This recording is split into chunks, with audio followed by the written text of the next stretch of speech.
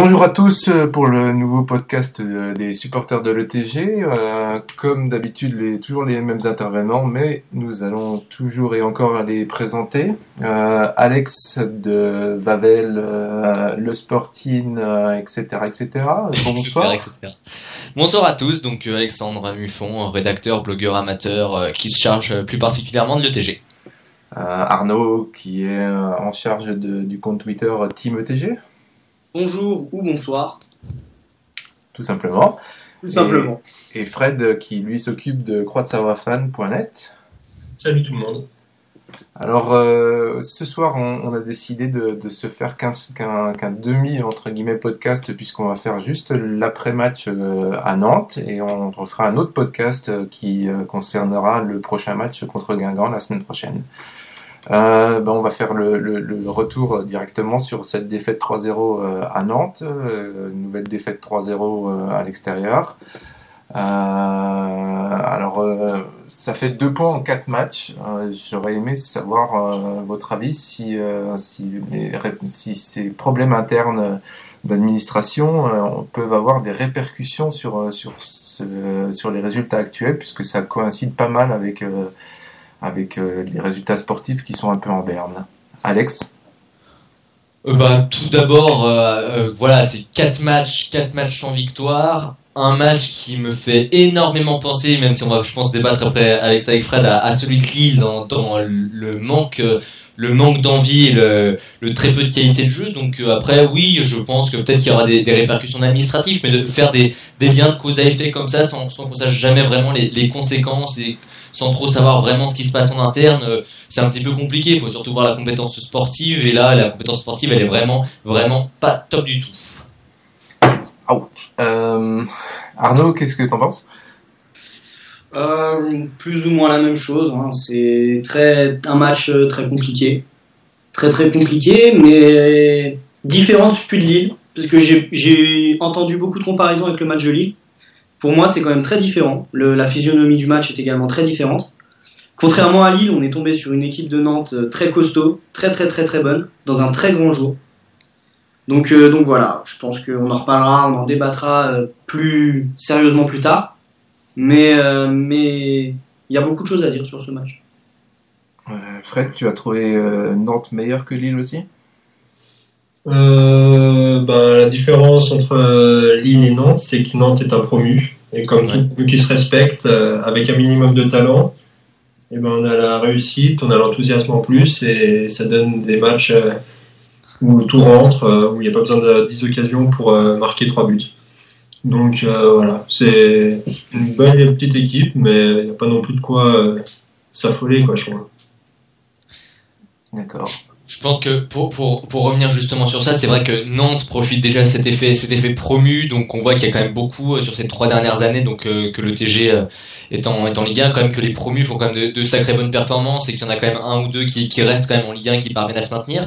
Donc c'est vrai que déjà Nantes profite de cet effet monté, ils profitent de l'effet de retrouver la Ligue 1, de retrouver tout leur public, tout leur stade. Donc c'est vrai, ça fait quand même beaucoup de facteurs avec un groupe assez de qualité, on va quand même pas se mentir, donc pour faire quelque chose de bien. Après, se prendre une telle tollée avec un manque d'implication et d'envie et de jeu pareil, c'était inadmissible, je pense, pour un match comme ça de ce calibre-là. Enfin, c'est un concurrent direct pour le maintien, malgré tout.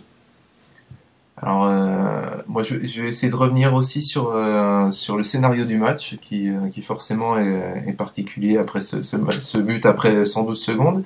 Est-ce que, selon vous, le match aurait pu être différent quand on voit un peu l'état de forme de l'équipe de Nantes et la nôtre, s'il n'y avait pas eu ce but aussi rapide ? Arnaud, t'en penses quoi ? Non, je pense que c'était inévitable. Comme vous l'avez dit, on l'a revu sur les images du Canal Football Club hier soir. Le public était très présent dès la sortie des joueurs du bus. Ils étaient poussés par une énergie incroyable. Je sais pas d'où ça sort, sûrement du derby face à Rennes de la semaine passée. Mais c'était vraiment incroyable, une ambiance folle, une ambiance qu'on n'aurait pas imaginée pour accueillir Evian Tournon-Gaillard. Donc je pense qu'on est tombé sur une grosse équipe. Comme on a pu voir des matchs au Parc des Sports la saison dernière face au Paris Saint-Germain en Coupe de France notamment, c'était une ambiance semblable. Semblable. à toute échelle, à toute proportion gardée évidemment. Mais voilà, je pense que c'était inévitable. On n'aurait pas encaissé ce but en début de match, on l'aurait encaissé plus tard. Le deuxième but aurait peut-être pu être évité, c'est vrai. Mais la défaite, elle est logique au vu du match, je trouve. Ah, juste pour revenir sur ce qu'a dit Arnaud, déjà je pense que on aurait su jouer et proposer le jeu et puis l'envie qu'on mettait en début de saison. Le match n'aurait pas du tout été pareil, et je suis pas du coup non plus d'accord sur le fait de l'énergie, parce que Nantes reste un club complètement historique en Ligue 1, qui a toujours eu un public même en Ligue 2. Quand tu vois qu'il y a 30 000 personnes qui se déplacent pour aller voir Nantes ETG, alors que nous on peine à en mettre 20 000 pour avoir un PSG ETG. Voilà, nous franchement, quand je vois un club contre Nantes, qui est un club quand même que j'apprécie beaucoup et que j'apprécierais beaucoup plus s'il jouait pas le maintien avec nous, voilà, c'est un club quand même qu'on ne peut qu'envier, quoi. Ils ont des supporters, ils ont des valeurs, ils ont une histoire, ils ont voilà, franchement c'est un modèle à suivre, je pense, et j'espère qu'un jour on pourra se rapprocher, parce que c'est vraiment un idéal à suivre, et on a une marge de progression que nous ne pourrons plus avoir dans quelques temps. Je sais pas du tout comment t'as pris mon argument, mais c'était pas du tout péjoratif, hein. Oui, je sais, oui, mais je voulais juste préciser. Très bien. Mais Fred, difficile, je pense qu'on aurait, je sais pas si on aurait pu faire un autre résultat si le but avait été, on n'avait pas encaissé ce but en tout début de match. Il y avait quand même des choses qui laissaient penser qu'on aurait pu réaliser un petit truc sans être flamboyant par rapport à ce qu'on montre à certaines reprises de cette première période. Donc c'est vraiment difficile avec les scies, c'est toujours la même rengaine, hein, c'est difficile de prévoir des trucs qui auraient pu se passer, mais bon, on va pas non plus chercher à se voiler la face. après, je trouve ça quand même inadmissible de prendre un but après seulement 2 minutes de jeu. Ça montre quand même un manque, voilà, un manque d'entrée dans le match, un manque de sérieux, un manque d'application. On voit quand même que il y était pas. Et puis, je vais revenir sur une déclaration d'après-match, mais qui fait un petit peu peur, quand on entend Olivier Sorlin qui dit qu'on va galérer comme la saison passée jusqu'à mai. Faut pas s'étonner que les joueurs fassent des matchs pareils. Si déjà psychologiquement ils se mettent dans des conditions qui vont batailler pour le maintien jusqu'à mai, c'est pas étonnant qu'après ils refusent de jouer sur certains matchs et que du coup ils se mettent dans des situations compliquées, hein. Ouais, c'est vrai que ça peut entraîner un manque de réaction sur ce genre de match-là. Effectivement, quand on se dit on a pris un but au bout de 2 minutes, bon ben celui-là on le laisse tomber. C'est vrai, ça peut être inquiétant. Pour terminer sur ce débat sur ce match, en fait on s'aperçoit que sur l'ensemble du match, effectivement on est quand même assez loin de Lille, où Lille nous avait quand même pas mal baladé. Dans ce match-là, je trouve aussi le score assez flatteur, même s'il reflète aussi l'envie et le réalisme de l'équipe nantaise. Mais finalement, ces 3 buts pas mal empreints de réalisme et de volonté de marquer. Et le ballon arrive bien au bon endroit à chaque fois, donc on peut pas dire non plus que c'était voilà, ils ont eu 3 coups de réussite qui ont fait 3 buts, c'était tant mieux pour eux. Mais est-ce que justement, selon vous, on n'aurait pas pu sans ce réalisme-là accrocher cette équipe de Nantes, Alex? Non, je pense pas, parce que après faut revoir tout le match, mais avec après voilà, je reviens toujours à cette question d'intensité de jeu, et là, mais je trouve que voilà, comme contre Lille, il y a une abnégation, enfin non, c'est peut-être pas le mot, mais ouais, non, c'est pas du tout ça, mais il y a eu un refus de jouer de la part de l'ETG, donc non, tu peux pas faire quelque chose même si l'équipe est moins bonne en face quand tu peux pas jouer. Je trouve que peut-être que Nantes était bien en place, mais comme face à Lille, moi je trouve aussi que Nantes a bien joué parce que le TG aussi a été mauvais. La grosse performance de Nantes a aussi été également contribuée par le fait que le TG défensivement n'était pas en place, en milieu de terrain on n'était pas top. Donc finalement il y a plein de facteurs qui font que Nantes a bien joué ce match, et ça on s'y attarde moins, et c'est vrai que c'est moins retenu par les supporters adverses et puis les médias qui s'intéressent surtout à la prestation de Nantes. Mais moi je vois avant tout aussi, Nantes a très bien joué, hein, je veux pas leur retirer ce mérite là, mais je vois aussi avant tout un manque de jeu de notre part. Arnaud, t'es d'accord avec ça? Pour le coup, moi, je suis pas trop d'accord avec ce que tu as pu dire, Yannick, tout à l'heure, en disant que ce 3-0 était moins mérité, enfin, entre guillemets, que le 3-0 de Lille. Moi, je pense totalement le contraire. Je pense que le 3-0 contre Lille était très flatteur, mais que celui-ci il est, je dirais pas mérité, mais... T'entends quoi par très flatteur face à Lille? Je trouve que Lille s'en sort très bien à 3-0. Je trouve que Lille, c'était pas un grand Lille. Ça n'a pas été du grand football. C'était pas un grand Lille, mais c'était un très minuscule TG, donc finalement on méritait aussi de perdre. On méritait de perdre, mais eux ils méritaient pas de gagner non plus. Ouais, d'accord. Et Fred? Moi, je trouve sur ce match, on était endormis, on était tout le temps avec une seconde de retard, on n'attaquait pas la balle. Les Nantais, ils mordaient dans le ballon, ils avaient soif, ils avaient envie. Et nous, on subissait, on était assez apathique. Et je trouve que cette équipe manque clairement de caractère. On se fait pas assez respecter, on se fait rentrer dedans, on bronche pas. À part Koné qui va aller un peu au mastic ou Sorlin, Barbosa. Mais on se fait marcher dessus et on dit rien. Et ça, c'est ça qui est le plus gênant. Justement par rapport à ça, j'ai remarqué, c'est peut-être des points très des points très spécifiques du match, mais j'ai l'impression que ça a tendance à se répéter et à se voir de plus en plus. Des mecs comme Sorlin et Barbosa étaient tout le temps un cran au-dessus au niveau de l'envie. Comme l'a souligné Pascal Duprat en fin de match, si tout le monde se battait comme eux, ce serait pas la même chose.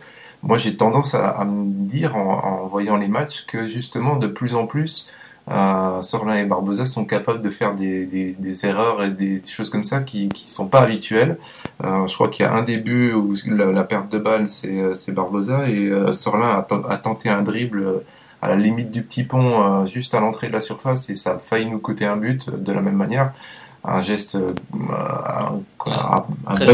à bannir du football professionnel, même du football tout court, quoi. Et je trouve que c'est ce genre de choses n'arrivait pas trop avant, même si on était baladé. Ils tentaient pas des choses comme ça, ils perdaient pas des ballons comme ça. Et c'est en cela que dans le jeu, ça c'est la petite pointe qui commence à m'inquiéter un peu. Arnaud, t'en penses quoi, toi? Bah, je sais pas trop où tu veux en venir. Est-ce que tu veux parler de leur âge ou de c'est là-dessus qu'on s'oriente ou Leur âge. à Barbosa et à Sorlin qui Ah, vieillissent? c'est leur âge. Non, pas du tout. Je pense que c'est justement psychologiquement. Ah, d'accord. Ah, pardon. D'accord. À des moments où l'équipe était mal dans les résultats et psychologiquement, on voyait pas ça de la part de ces mecs-là, justement. Bah, comme on dit souvent, quand les cadres vont mal, l'équipe entière va mal, et je pense que là c'est clairement le cas, on l'a vu, et comme tu as pu nous le dire juste précédemment, je pense qu'il va falloir soit une grosse claque, mais bon, la grosse claque on l'a prise, et je sais pas si ça va les réveiller, soit vraiment un match référence, un match entier référence, qui pour moi n'est pas encore vraiment venu, qui pourrait réveiller l'équipe et peut-être raviver la flamme, qui pour le moment s'éteint petit à petit. Pourtant, on fait quand même le meilleur début de saison depuis qu'on est en Ligue 1. Faut pas l'oublier non plus. Et oui, toujours. Et ça sera toujours le cas après le match de Guingamp. Exactement. Ouais. Fred, t'en penses quoi, toi? Bah, peut-être que si, Sorlin et Barbosa, comme ils ont quand même deux rôles différents, si on prend par exemple Sorlin, peut-être que aussi il se sent peut-être un peu seul au milieu de terrain par moment. Peut-être qu'il a besoin d'être un peu secondé, parce que malgré tout, c'est un travail de sable qu'il fait. Et s'il avait deux, trois lieutenants à ses côtés qui pouvaient un peu peut-être pas trois, on va dire un ou deux, qui pouvaient le seconder pleinement comme fait par exemple Koné, ça pourrait permettre de le soulager sur certaines tâches et il se concentrerait peut-être plus sur le relais entre défense et attaque. Et pour Barbosa, il a un poste très exigeant sur le côté qui demande beaucoup de physique pour les allers-retours. Et je pense que là, c'est peut-être plus une question de ménagement sur certains matchs. Même si en prenant un carton jaune à quasiment toutes les rencontres, il est suspendu tous les 3 matchs. Donc c'est difficilement... peut-être ça peut être aussi une usure, ça peut être... et puis d'autres facteurs que la presse relate par moment dans les articles et où on n'est pas tout au courant de tout, quoi. Donc voilà. Alex, pour terminer là-dessus. Bon, après, voilà, Barbosa, Sorlin, tout ça, il y a des cadres comme ça, mais je pense que voilà, ça peut arriver de pas être dans son match. Depuis le début de saison, ils font un bon début de saison. Donc voilà, c'est vrai que sur ce match-là, fallait être au rendez-vous, ils n'ont pas su l'être, ça nous coûte cher. Entre autres, il y a eu une absence totale de l'équipe, mais c'est vrai que ces joueurs-là pourraient nous tirer vers le haut. voilà, on va pas leur jeter la pierre, c'est pas leur absence ou leur manque d'implication qui nous a coûté le plus cher. Je pense que c'est une défaillance une nouvelle fois collective plus qu'individuelle, mais voilà, je pense qu'on peut leur excuser pour une fois après toutes les fois où ils nous ont bien aidés. Oui, c'était vraiment une remarque pour signaler un état de fait, quoi. Oui, non, oui, je suis Bah, tout à fait d'accord avec toi. évidemment, je faisais juste on va pas les pointer du doigt, mais c'est juste Ah pour non, dire, du tout. d'habitude, même quand ça va mal, ils ne font pas ce genre de choses. Donc c'est pour ça que c'est peut-être un signe de quelque chose d'autre. C'est vrai que la perte de balle de Sorlin à l'entrée de surface m'a fait très peur. Ouais, surtout de sa part. Ah oui, surtout. On s'attend à un petit jeune qui fasse ça, et là, lui, c'est inquiétant peut-être. Enfin, ou peut-être pas. Peut-être une mauvaise idée simplement. Tout simplement.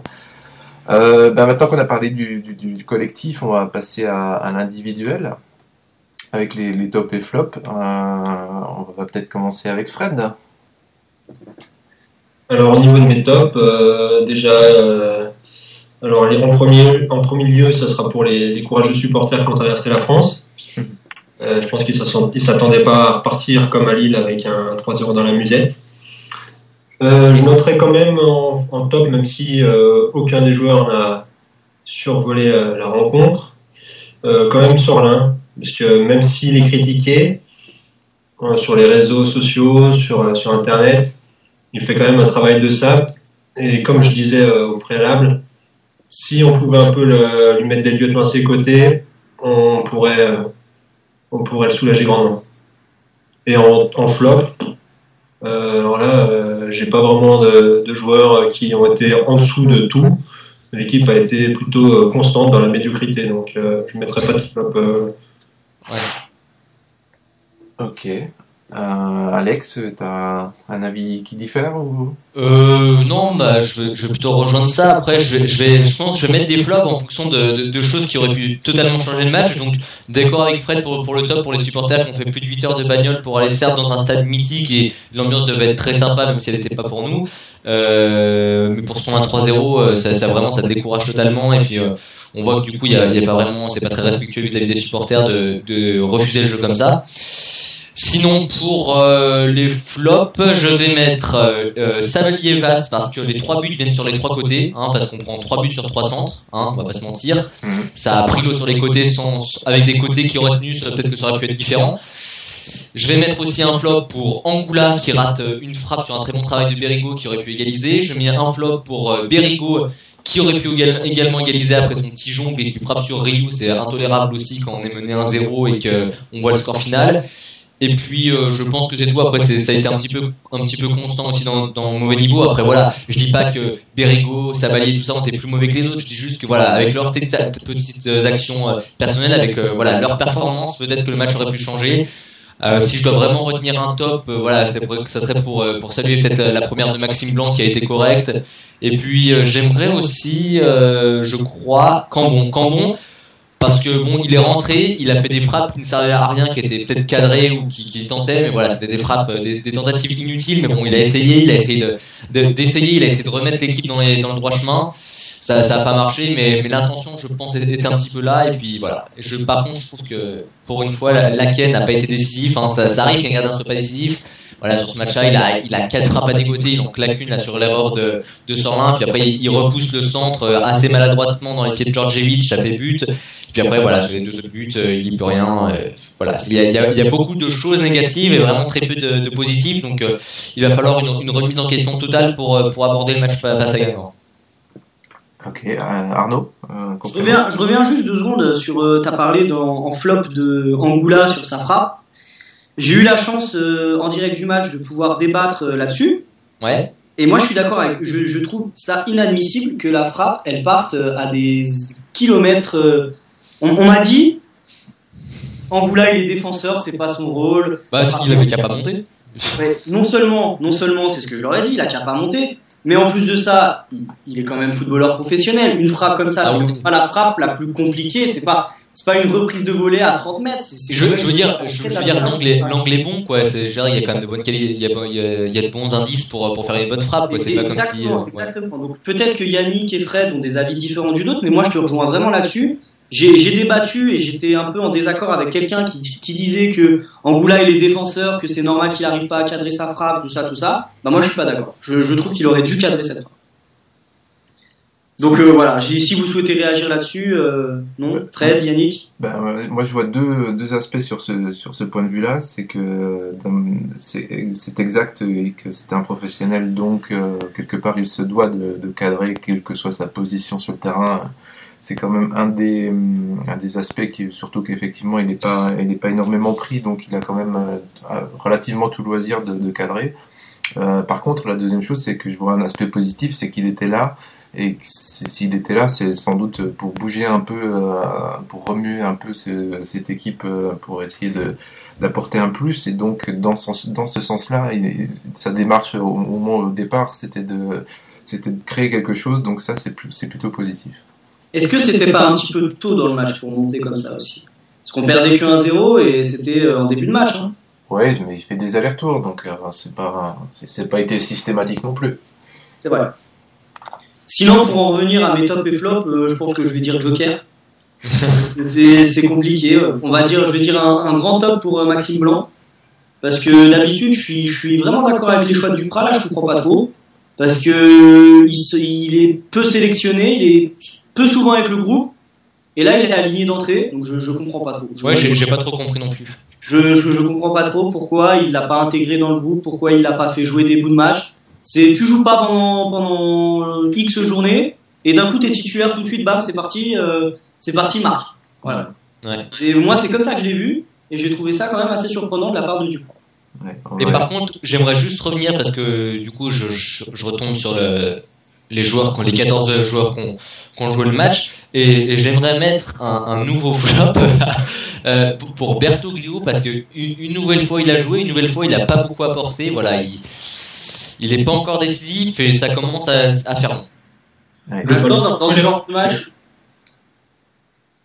c'est sûr. Fred? Le ballon collé aux chaussures pour Bertoglio, j'ai été impressionné. Ouais, de balle est parfaite. C'est la marque des plus grands, ça, non? Mais bon, pour Bertoglio, c'est vrai que dans ce genre de match, c'est quand même assez compliqué pour lui. Ça a été compliqué pour toute l'attaque, donc c'est difficile de le mettre en flop pour ce match-là, je veux dire. On va pouvoir enchaîner sur ce qui était prévu. Vous avez bien introduit. Moi, par rapport à mes top et flop, je suis assez d'accord sur le côté, enfin sur les latéraux, principalement Daniel Vaz qui s'est pas du tout mis dans son match. Voilà, et enfin il est pas rentré dedans et du coup ça part dans son dos sur le premier but et puis sur le reste du match il est pas transcendant non plus, il est pas tranchant, et du coup il a rien apporté non plus offensivement après, alors qu'on aurait pu se dire il a encore sa tête offensivement, mais finalement il était pas offensif non plus. Donc c'est peut-être mon flop principal, bien que ce soit encore une fois juste au-dessus des autres, parce qu'il faut bien en choisir un.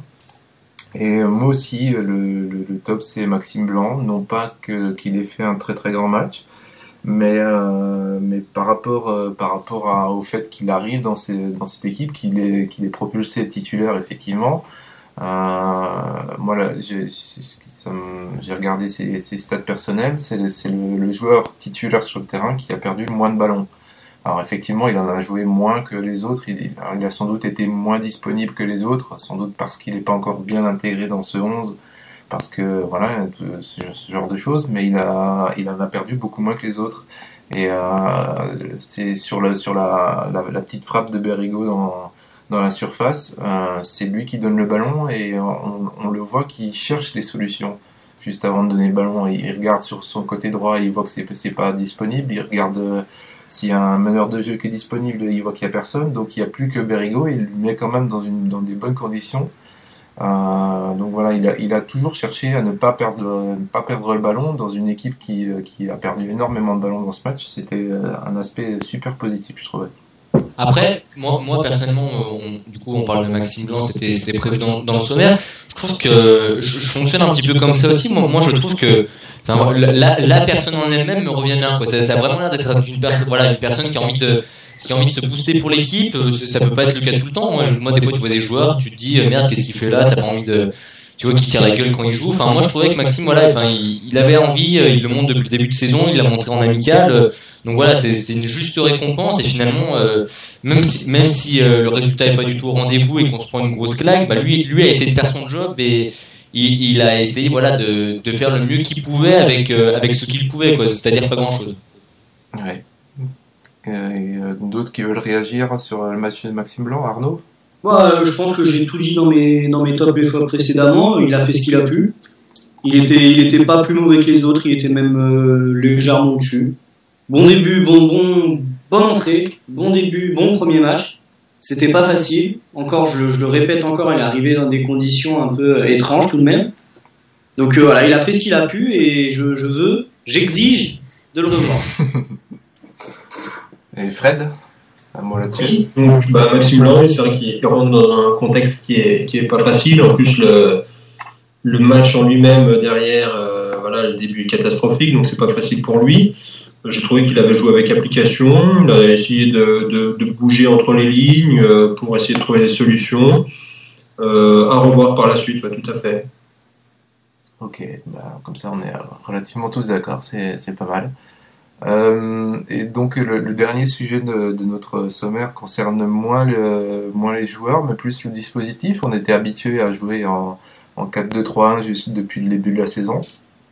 On a eu plus ou moins un changement, en tout cas sur le papier, c'était présenté comme un changement. Après, on va débattre de savoir si ça s'est vraiment passé comme ça, ou on avait quasiment 3 milieux défensifs au lieu de 2, et donc inverser la ligne de milieu offensif et de défensif. On avait donc Maxime Blanc qui était en complément. Après, à savoir, c'était un triangle ou une ligne ou ce qu'on veut. À savoir si Maxime Blanc était milieu défensif ou pas. On va voir ce que vous en dites. En tout cas, c'était un changement de dispositif, quoi qu'il en soit, un changement de tactique. Est-ce que pour le coup, c'est facile d'en parler après, est-ce que pour le coup vous trouvez que c'est une mauvaise idée, étant donné le résultat, de partir avec ce dispositif-là? Alex? Personnellement, après voilà, le dispositif, c'est vrai que c'est un petit peu compliqué de critiquer un dispositif particulier après avoir pris 3-0. C'est vrai que changer peut-être de dispositif, même si j'ai pas trouvé ça non plus extrêmement flagrant, changer de dispositif sur un match, c'est un petit peu compliqué. Il faudrait voir ses effets sur le moyen ou long terme, même si on n'a pas le temps, nous, quand on est un club qui va jouer le maintien, d'attendre sur des effets sur le long terme.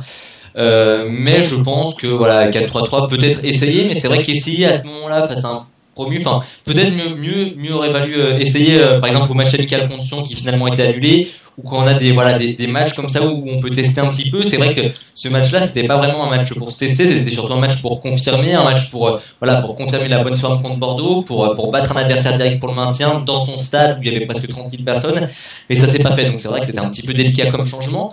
Après, moi personnellement, pour mes préférences personnelles, moi je suis plus un adepte du 4-2-3-1 ou un 4-3-3 offensif qu'une formation déjà défensive. C'est vrai qu'on encaisse beaucoup de buts, donc pourquoi pas renforcer l'attaque, mais comme on dit toujours, la meilleure défense c'est l'attaque. Donc voilà, tant qu'on encaissera le premier but, c'est sûr que ça sera compliqué de gagner, mais si on marquait avant, ça serait plus facile aussi.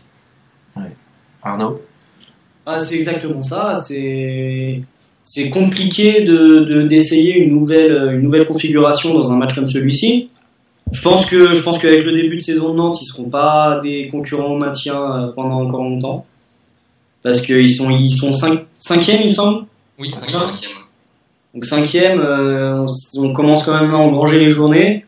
Je pense que ce sera la bonne surprise de cette Ligue 1 à confirmer.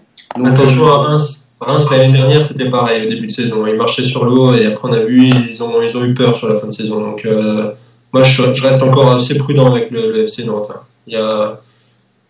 Voilà. Il reste encore 30 journées de championnat, donc oui, c'est sûr que. Je regarde. Et toi, Fred, ton avis? Au niveau du schéma tactique, après, c'est clair que parler de 4-2-3-1, tout ça, c'est un peu littérature, parce que derrière, suivant les joueurs qu'on met en place, suivant les consignes, suivant si les consignes sont respectées, ça peut être différent d'un match à l'autre. Après, moi, je serais pour peut-être asseoir un peu ce milieu de terrain à la récupération. On prend beaucoup de buts, mais la défense n'est pas la seule fautive. Donc, Moi, densifier ce milieu de terrain avec Sorlin et l'entourer d'un Koné, pourquoi pas d'un Bocara, des mecs qui vont aller au mastic. Et puis derrière, mettre un peu deux joueurs en soutien de Berigo. Alors lesquels? Benezet, Barbosa, Nistor, Blanc. Mais en tout cas, j'aimerais bien qu'on ait un petit socle avec un triangle Bocara, Koné, Sorlin. Ça pourrait être intéressant si Bocara confirme tout ce qu'on a pu lire et entendre de lui. Donc, et si Bocara joue aussi, parce que... Ah oui, après c'est évident, mais dans l'état d'esprit par rapport à ce qu'il affiche dans ses interviews, dans ce qu'on a pu lire, ce qu'on a pu voir de lui, il a l'air d'avoir un registre un peu semblable à Koné, d'aller courir un peu partout, de récupérer. Donc les deux, et puis Sorlin derrière pour organiser, ça peut être une solution intéressante à voir du moins. Je reviens sur, je suis un peu partisan de ce qu'Alexandre disait, la meilleure défense c'est l'attaque. Et un 4-2-3-1, c'est ce qui me semble être la meilleure configuration pour l'équipe. Je pense que là, bétonner pour bétonner avec un Sorlin, un Koné, un Bocara, ça fait un petit peu trop, je trouve. Ouais, ça c'est clair que c'était compliqué. C'est peut-être aussi pour ça que Maxime Blanc a pas touché beaucoup de ballons, c'est qu'il était un peu il était un peu trop entouré finalement, il était beaucoup moins libre, il avait beaucoup moins d'espace, donc il a peut-être eu du mal à se trouver par rapport à ça, et peut-être aussi il s'affichait il se voyait dans le schéma habituel, donc là il a eu peut-être un peu de mal, et peut-être aussi les trois défensifs ont peut-être un peu bouché les montées des latéraux, puisqu'on disait je disais en tout cas tout à l'heure que Vass n'a pas été très productif offensivement, Sabaly non plus d'ailleurs. Est-ce que c'est pas ce changement de schéma qui les a un peu bloqués au niveau de la montée? C'est fort possible, c'est même très, très probable. Donc voilà, c'est peut-être pas le dispositif qui est pas bon, c'est le fait tout simplement d'en avoir changé et que les joueurs s'étaient habitués à ça, et que voilà, vaut mieux peut-être garder le même dispositif en ayant des consignes peut-être plus défensives ou plus offensives selon les matchs. Mais au moins les joueurs savent sur quoi s'appuyer d'un match à l'autre. Du coup, pour en revenir, je pense, vous pensez qu'on a fait le tour vis-à-vis de la formation ou... Oui, moi. Parce que du coup, si on continue sur ce optique-là de mise en place du jeu, on peut parler des trois changements qui ont été faits. Moi, si je peux donner mon avis, par exemple, Sougou, Bertoglio, deux joueurs qu'on a vus régulièrement, encore une fois, ils prouvent qu'ils peuvent pas être décisifs. Moi, par exemple, à la place de Sougou, j'aurais pu tenter Nsikulu qui avait fait quelque chose d'intéressant face à Bordeaux en 5 minutes. Et j'aurais bien aimé une fois voir Bocara, voir ce qu'il était capable de faire. Donc, après, voilà, c'est que des trucs subjectifs. Oui, c'est pas faux, étant donné qu'au bout d'un moment, la défaite était quasiment actée, donc ça aurait pu être intéressant de profiter des 20 minutes qui restaient ou quelque chose comme ça pour plutôt que d'essayer de tenter un coup. C'est vrai qu'au bout d'un moment on commence à se dire quand même que ça va être dur de remonter 3 buts ou 2 buts, donc ça aurait pu être judicieux effectivement de pour une fois essayer, même si c'est pas forcément la meilleure idée non plus que de faire rentrer un joueur dans un contexte pareil. Et c'est exactement, j'attendais que tu termines, c'est exactement ce que je voulais dire. Est-ce que c'est vraiment très simple de lancer un jeu comme ça dans un 3-0 où tu sais très bien qu'il a rien à gagner en fait, à part une ou deux actions où il pourrait, mais c'est vrai que c'est un peu... Ça c'est effectivement très difficile de juger sur ce point de vue là. C'est sûr. Voilà, on a fait le tour du sommaire. Est-ce que vous avez d'autres points qui vous seraient venus en tête, que vous voudriez aborder avant qu'on clôt? Non, moi j'en profite pour dire que voilà, rien ne sert, je pense, pour l'instant de changer cette formation en 4-2-3-1 qui nous allait bien, même si on prenait énormément de buts. On en prend presque 2 en moyenne par match avec 17 buts encaissés, c'est beaucoup trop et c'est vraiment inadmissible pour un club de l'élite. Ouais. Mais bon, ça c'est une chose qu'on pourra pas changer, qui va progresser avec le temps. Je pense que sacrifier de l'offensif pour bétonner du défensif, ça nous apportera rien à part pas prendre de but. Mais dans ce cas-là, on va jouer du 0-0 ou du 1-0 à la OM, petite dédicace à Arnaud. Et donc du coup Du coup, je pense que voilà, autant miser sur l'attaque ou une attaque correcte. On se classe 13e du classement en attaque, donc voilà, faut continuer comme ça, faut favoriser un petit peu l'attaque et faut réagir face à Guingamp. On aura le temps d'en reparler la semaine prochaine. Ouais. D'ailleurs, mettez-vous d'accord. Oui. Fred, à toi, Ouais. allez, vas-y. Non, mais par rapport donc à ce 4-2-3-1, si on regarde sur les derniers matchs, on a eu quand même du joueur offensif avec Benezet, Barbosa, Perigo. On avait qui sur le côté aussi dans l'axe qui était en soutien, que je dise pas de bêtises. On a eu Bertoglio. Bertoglio aussi. Et on voit que finalement, même avec plein de joueurs offensifs, on se crée pas ou peu d'occasions.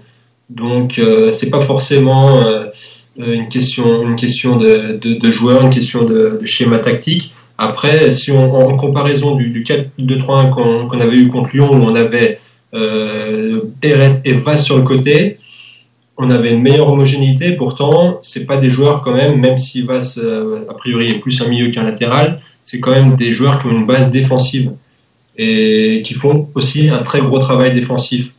Et je suis pas sûr qu'on ait le bon équilibre en mettant Bertoglio, Barbosa, Benezet et Berigo sur le front de l'attaque. Donc à voir quand même, parce que on prend quand même beaucoup de buts en ce moment, et sur les derniers matchs c'était avec beaucoup de joueurs à vocation offensive. Donc attention à l'équilibre. Ok. Encore quelque chose à rajouter? Arnaud voulait dire quoi du coup? Ouais, Arnaud. En fait, je voulais dire ça. D'accord. Si. Non, mais c'est marrant, c'est exactement ce que je voulais dire. Je vais parler d'équilibre et non, bah en fait non, bah tu as tout dit, voilà. Ouais. C'est vrai que Je vous laisse, je m'en vais. Vous avez pas besoin de moi. c'est vrai que c'est la grande question un peu des 11 qu'on peut proposer cette année, c'est que effectivement on pourrait proposer des 11 qui sont très offensifs ou enfin très brillants sur le papier, mais c'est vrai qu'il y a des joueurs qui ont cet aspect de défensif, des milieux offensifs qui ont cet aspect défensif, et ces latéraux qui ont cet aspect offensif qui changent complètement la donne quand on y réfléchit un peu plus profondément. Et de la même manière, sur celui qui est placé dans l'axe, qui est plus ou moins le meneur de jeu, c'est une question très, très difficile à trancher par rapport à ça. C'est sûr. Bon. Voilà. Ben voilà pour l'après-match de cette défaite 3-0 à Nantes. On se laisse une semaine de réflexion avec les blessures, avec les suspensions et ce genre de choses pour pouvoir discuter du prochain match contre Guingamp.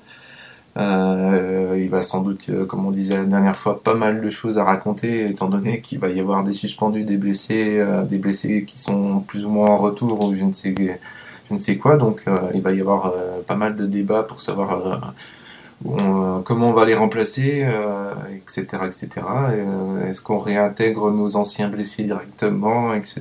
Donc je pense qu'il va y avoir plein de choses à raconter la semaine prochaine. Donc voilà, on va... Très beau teasing, je pense que là ça... À venir dans 2 semaines, le doublé d'Eret et le triplé de Ruben. Ouais, si on peut faire ça comme ça, si on n'en prend pas 6, c'est bien. On est preneur.